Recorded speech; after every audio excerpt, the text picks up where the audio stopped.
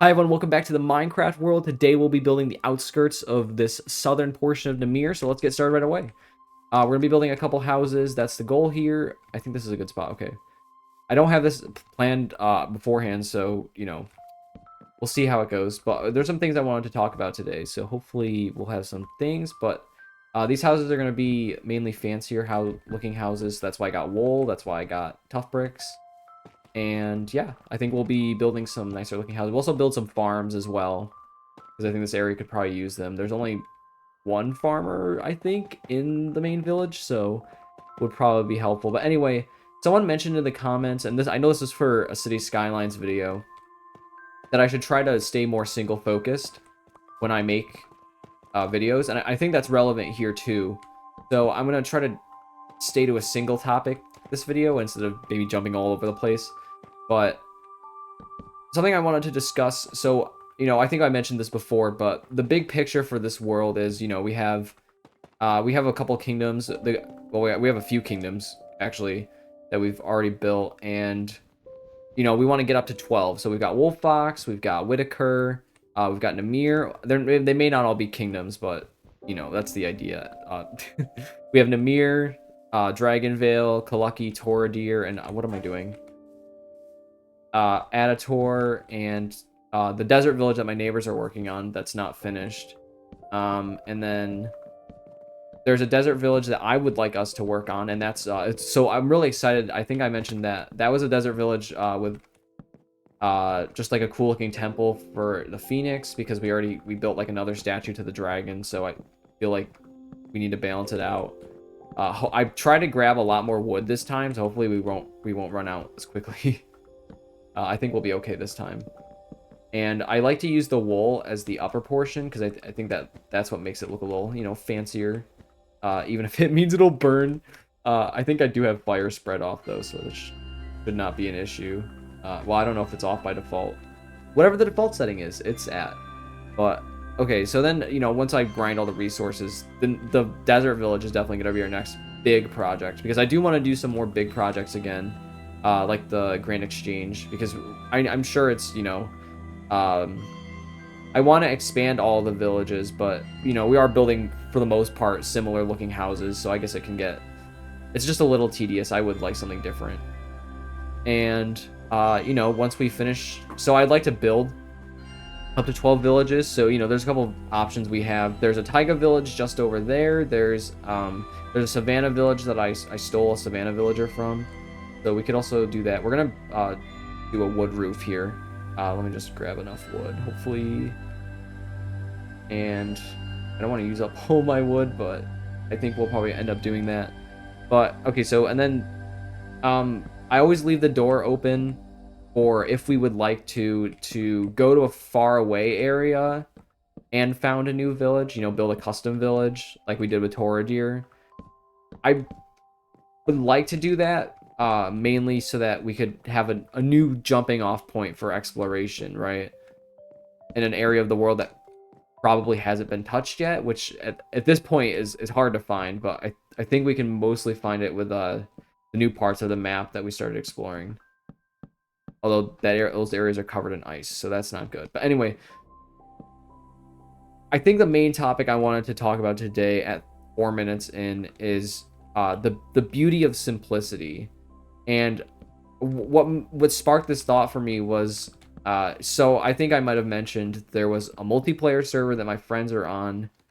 That's we did one video on that, and well, the server's not live anymore. They switched to a modded server, and I just can't bring myself to play modded Minecraft, because I just like unmodded Minecraft. It's just much more simple, and to me it's a lot more fun, because okay, I guess what I want to say is that, so I'm a software engineer, right? In coding, if you want to, so this house is done, sorry. Next house. In coding, there's a million different ways to do something, right? I mean, I think that's fair to say. We're just gonna steal a little dirt from here. I don't want all the houses on the same side. That wouldn't look that good, but I do like the look of the tough bricks. They actually do look pretty good. Anyway, there's a million different ways to do something in coding, but there's only like a few best ways to do something. Like, I guess what I mean is, you can write a function to do something very simple, and if it's simple, it's better because it's easier to understand, it's easier to maintain, and that's the kind of code that you want. You want the simplest solution that solves the problem, I think. And I not say that stretches all the way to gaming, but like, okay, for a high school project, I programmed Breakout for the Atari, and well, eventually I revisited that code base because I wanted to redo that as like a little fun little project, and that code was absolutely awful. Was written terribly. I wouldn't go back to it and say it was my proudest work, but I mean, it worked. But I revisited it and I redid it, and I made the code way simpler, and it's also easier to understand what it does, and that's what matters. And I don't know why I'm not leaving any window holes, but or at least for this one anyway. But and I think that can stretch to movies too, maybe just a little bit. Okay, well, like when I was younger, in first grade, I watched my first grade teacher had us watch a lot of her favorite movie, which was The Wizard of Oz. And I know it's from like 1930, but just hear me out. But I like movies like that because they're not filled with like just tons of action or like there's lots of build up. There's lots of the world takes its time. The movie takes its time to set up the world and set up the characters, and nothing really feels rushed. It's you can just kind of enter it, and I know that's also just kind of the movie that The Wizard of Oz is, but I mean that that was my first prominent introduction to I mean it's the movie I watched the most when I was younger, so I think it's fair to say it framed how I thought about movies. But I just think that it's The Wizard of Oz is really simple. Its plot. Well, I know it's based off a book, right? But it's the movie is simple, and that's what I like about it. And stretching that to games. Let's talk about Minecraft. Like that's what I like about Minecraft. It's the pinnacle that there's a beauty to simplicity, right? And did I place this off center? Okay, thought I did. There's a beauty simplicity. Like, I mean, the core of Minecraft is just placing and destroying blocks like we're doing right now. And that's what I like about it. I don't have to spend $2,000 on Legos. I can just spend $20 on one game. And that's what I like. Okay, so speaking of Legos, because this is a great point, I think. When you play with Legos, oh shoot, is it almost nighttime? Okay. There's no lighting out here, so we need to go sleep. This is not this is not good. We're just at 8 minutes, so we're about the halfway mark. There's, with Legos, you can tell a story without necessarily needing to say anything. So like, you just set up a scene. Like okay, so at home, at my mom's house anyway, I have like a, a Lego set of things that like I put together. Like it's just a bunch of like random pieces I had left over, so I built a set out of it.